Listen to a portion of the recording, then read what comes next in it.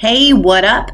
Welcome back to Twisted Philly, the podcast dedicated to my favorite twisted stories about Philadelphia. Thank you to everyone who jumped on my twisted adventures in podcasting.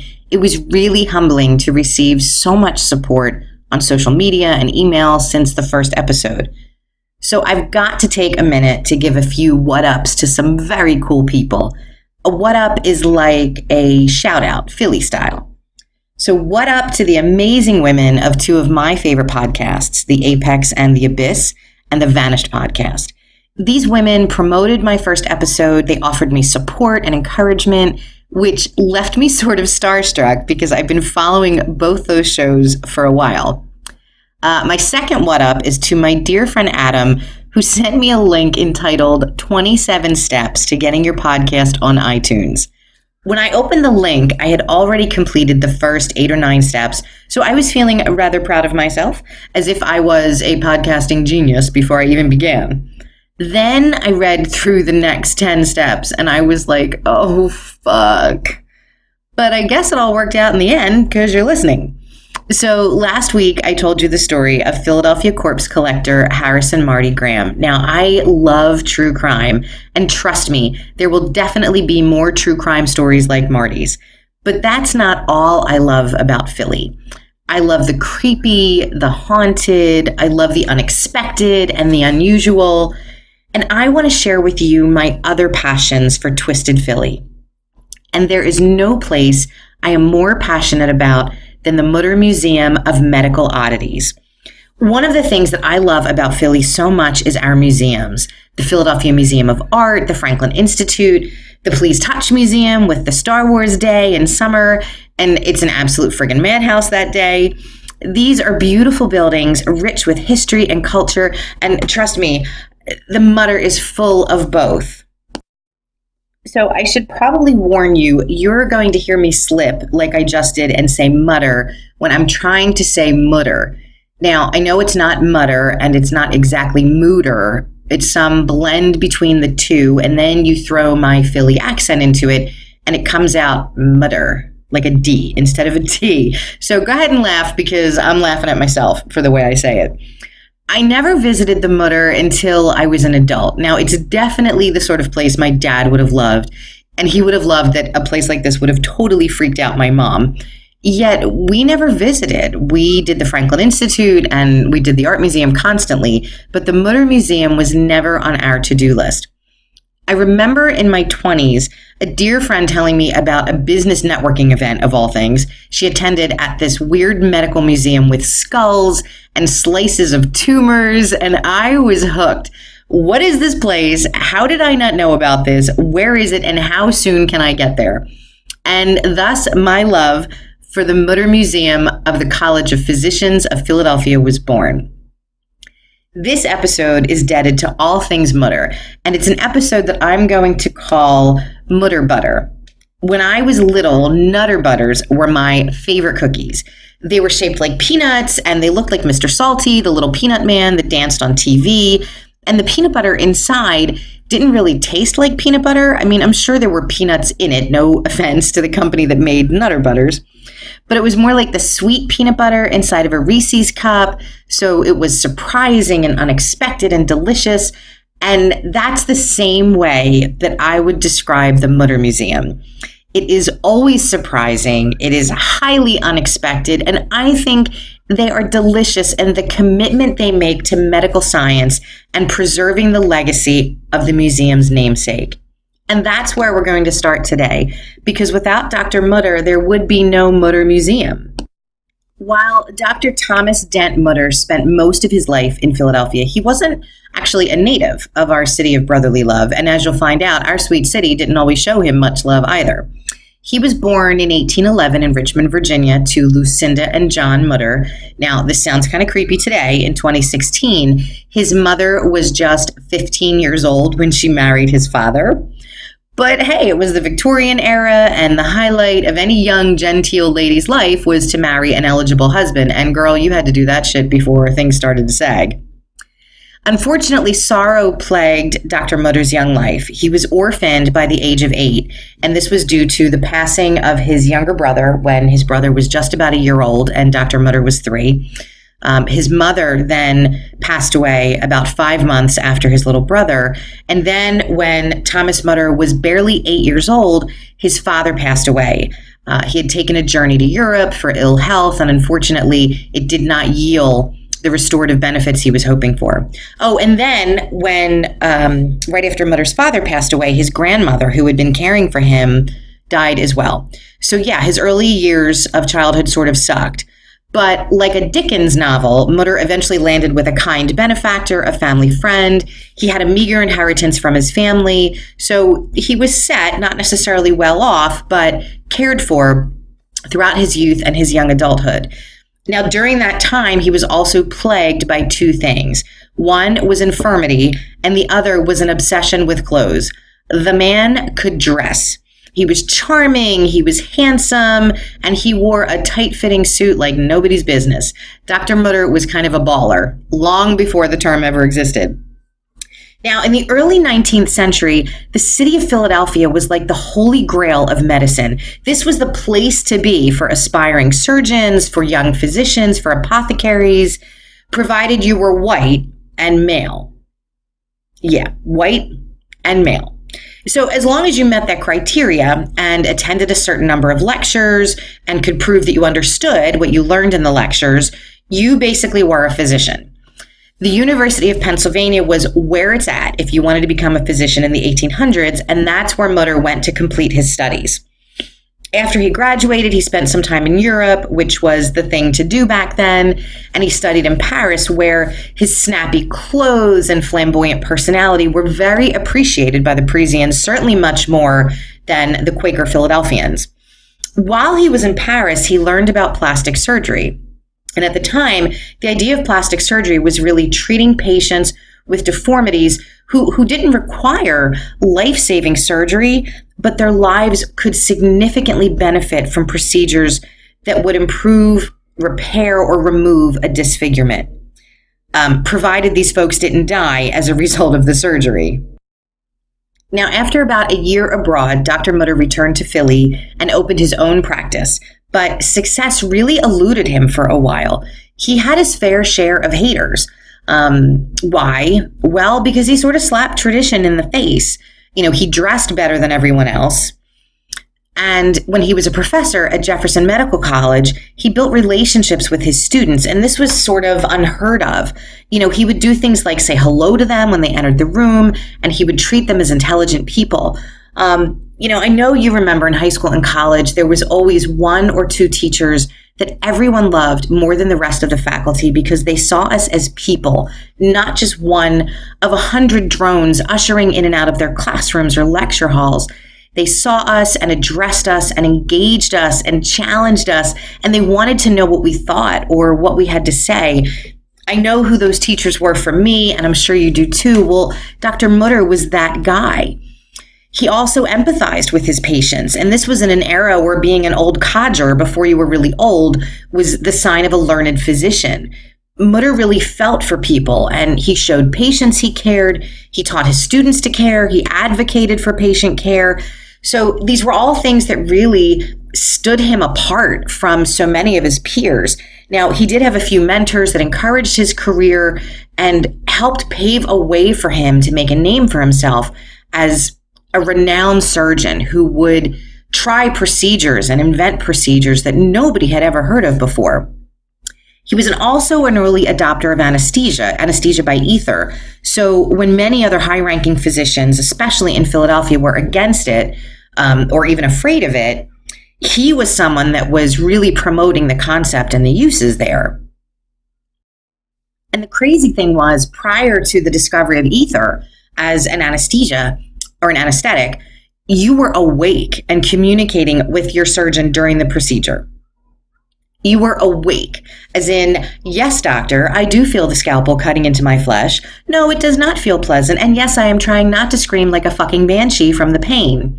Again, provided they didn't die from the surgery. So in almost every way, Dr. Mutter danced and cured to the beat of his own drum. He was a cool-ass dude during a time when many professional men were stodgy, elitist a-holes and really focused on their rank in society. So, okay, with this whole history lesson, where did the museum come from? Well, remember those childhood illnesses? They unfortunately plagued Dr. Mutter most of his life. And in the mid-1850s, his health took a serious decline, so much so that he made the difficult decision to resign from his position as the department chair of surgery at Jefferson Medical College. And he taught there as a professor from 1841 to 1856. Over the years, Mutter had amassed a collection of curiosities. And that word makes me laugh because a human colon the size of a large dog is more than a curiosity. He had close to 2,000 specimens. There were skeletons, there were skulls, there were wet specimens. As if the word specimen doesn't have its own ick factor, let's just throw the word wet in front of it. He had wax replicas. In fact, one wax replica was one of the first pieces he acquired, and it was during his first trip to Paris. I'm not going to spoil it for you because if you visit the museum, you'll get to see exactly what that wax replica is. And so he was really concerned about what would happen to all of this in his collection after his death. So during the years before he died, he made a deal with the College of Physicians of Philadelphia, which isn't really a college, but it's the oldest private medical society in the United States. Now, I'm a little ashamed to admit I didn't know that, but you learn something new every day.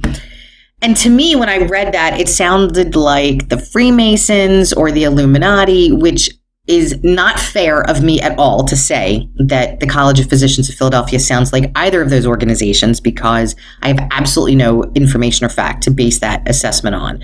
But to me, it just sounds kind of secretive and spooky, like the oldest private medical society in the United States, founded right here in Philadelphia. Anyway, I'm going off on a tangent. So Dr. Mutter willed his collection as well as funds to support displaying and curating the collection to the College of Physicians. Dr. Thomas Dent Mutter died at an early age in 1959. He died at the age of 47. Now, 2 years later, construction began on the Mütter Museum. Its original location was at the corner of 13th and Locust Streets, but then in 1909, the College of Physicians moved to a building on 19th Street, and the museum moved with it, and that's where it stands today. And this building is amazing. For me, the building itself is like part of the collection. When you arrive at the Mütter Museum, you head up a small staircase with beautiful columns at the front entrance. It's incredibly grand. And inside is this enormous, beautiful marble rotunda. The architecture is intricate and it's a sight for the eyes before you even get to the good stuff. The main exhibit area is 2 stories of unbelievable polished wood and glass display cases that line the walls in some places from floor to ceiling. There's freestanding cases along with an enormous open staircase. And when you're on the 2nd floor, you can look over the balcony with beautiful polished brass down to the 1st floor, and you're surrounded by skulls and body parts and medical instruments that look more like torture devices than anything that could ever save your life. An enormous section of one wall is dedicated to a permanent display of 139 skulls. Now, these are from Viennese anatomist Joseph Hertel. The museum acquired this collection a long time ago in 1874, so only maybe about 14 years after the museum opened. And the seriously cool thing about Joseph Hertel is that he was studying skulls of Caucasian Europeans because he was trying to prove that there was just as much cranial differences between skulls of Caucasian people as there were between Caucasians and people of other races. At the time, cranial anatomy was considered to be a sign of intelligence, and there was a theory that Caucasian people were more intelligent because of their skulls and similarities between their skulls. And so he was proving that that was total bullshit and that there was no difference between races and ethnicities. And he was doing this in 1874. So what are some of my favorite displays at the Mütter? The first one, I guess I would have to share, and this is, okay, it's a little gross, but it's this little tiny baby conjoined skeleton. Oh, so sweet and so sad. The condition is called cephalothoracopagus, I may have pronounced that correctly. I don't know. Sounds like a dinosaur. But the skeleton is so small, and there's only one skull, and the body is joined at the rib cage, but you can clearly see two distinct bodies, each with two arms and two legs, but only one little baby skull. And I know this is going to sound seriously fucked up, but the mouth of the skull looks as if it's smiling, and it's like the sweetest little skeleton you could ever possibly see. Another favorite display of mine is something I already mentioned, and it's the massive colon. It's like the size of a German shepherd, and there's a photograph of the man who grew this colon, and in the picture, he looks like he is 8 or 9 months pregnant, and God bless this poor man. Unfortunately, he did not survive this condition. This was around the turn of the century, and once the colon was emptied, its contents filled 2 large buckets. Yeah, I know you know what was in that colon. I don't even need to say it. The other thing I love so much are the medical instruments that in many cases look like anything but something that should be used to save a life. There are surgical instruments from before the turn of the 19th century that look like they belong in the home of Leatherface or Freddy Krueger rather than in a doctor's office or a surgical theater. There are Civil War amputation instrument kits, just unbelievable. And when you look at these and you think about what early physicians and surgeons in the 18th century and 19th century had at their disposal, I mean, they were crude and barbaric, and they persevered in their efforts to try to save humanity and to grow the medical profession. And I think it's just unbelievably fascinating. There's so many incredible and unbelievable specimens on display. There's the liver of famous conjoined twins Chang and Eng. There are slices of Einstein's brain, all kinds of tumors and organs floating in jars, even testicles. So yeah, it's creepy and it's twisted, but it's also educational. The work that the Mütter Museum continues to do for medical science with lecturing and then tours for the average person like you and me is really just quite fantastic.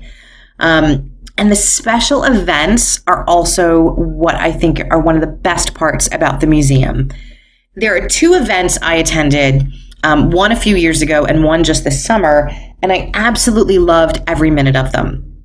So a few years ago, I bought tickets for an after-hours flashlight tour of the Mütter Museum, and this was right around Halloween. So imagine this beautiful old building. It's over 100 years old, and the only lights are from a few display cases and the flashlights of your tour guide. Other than that, this place with all the creepy skeletons and skulls is pitch dark. It was quiet. It was almost reverent.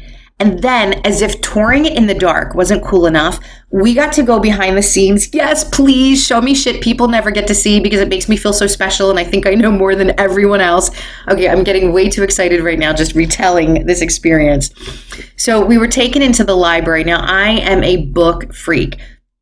Someday I want a room in my home that is floor-to-ceiling bookshelves. So being given the opportunity to step into the historical medical library almost made me weep. The floors of the library are glass. They're these enormous thick glass blocks that are like the size of cinder blocks. And honestly, I was afraid to step on them until the guide told me, of course it's fine. Everybody walks through here. And the library is multiple stories high. And in front of you, you see row after row of bookshelves. But if you look down, you can see through to the floors below you. This library has hundreds of texts printed before the 1500s. I mean, seriously, they have texts that are half a millennium old. The Historical Library of the College of Physicians of Philadelphia has the best cataloged collection of this type of material in the world. And that is because Philly is the shit. There are over 12,000 publications in this library, and we're talking about books that founded the concepts of medicine. So when you get past the twisted, creepy part of the Mutter, which I love, its contribution and the men besides Dr. Mutter that he worked alongside with in Philadelphia in the 1800s really are what made medicine what it is today in this country. Yeah, I know, I'm losing my shit again. I'm hopeful the Mutter will bring back the flashlight tours again because they're absolutely wonderful, and to do it around Halloween is sublime. The other amazing event that I attended was actually just a few weeks ago this summer, and it was a launch party for the Mutter coloring book. Yes, a fucking coloring book. And guess what exhibit is in the coloring book? My favorite little conjoined babies, which this week I colored in pink and blue. It was a lovely event. It was a cocktail reception. There was an opportunity to speak with staff from the Mutter, as well as the artist of the coloring book, Joanne Doty, who was one of the coolest women I have ever had the pleasure to meet. Besides the lovely food and drinks, there were coloring stations set up around the museum and outside in the medical plant garden. Like, it was just a perfect way to spend a summer evening. If you are someone who likes adult coloring books like me, and you didn't even realize that the Mütter Museum existed or had a coloring book, it's not too late to get the book. You can go online to their website. You can order it online, and it's really adorable. I also recommend a couple of books. You should definitely check out the book Dr. Mutter's Marvels by Kristen O'Keefe Aptowitz. And Kristen, if you're listening and I butchered your last name, please accept my humble apologies. Dr. Mutter's Marvels isn't just a fantastic book about the doctor and the museum. It's a fantastic book. There is so much to learn about this charming, curious man, when and where he studied, who he influenced, who he rumbled with. Okay, maybe doctors didn't rumble in Philly in the 19th century, but he had some serious competition among other up-and-coming and long-established physicians and surgeons in the city of Philadelphia. Kristen's book also talks about the rivalry between the University of Pennsylvania and the Jefferson College of Medicine. And it's a fascinating look at Philadelphia in the 1800s. Like, it made me long for that period of time in this city, even though we were full of cholera and purple fever. It's just a beautiful book, and it's fun and it's interesting. And I'm a little starstruck again because this week on Twitter, Kristen liked a tweet of mine about the Mutter, so thank you. There's another fabulous photo book by the former director and curator of the Mütter Museum, Gretchen Worden. You can find that on Amazon. It's titled the same name as the museum, Mütter Museum of the College of Physicians of Philadelphia. It is a photo book, so don't go into it thinking it's going to be a history book about the museum.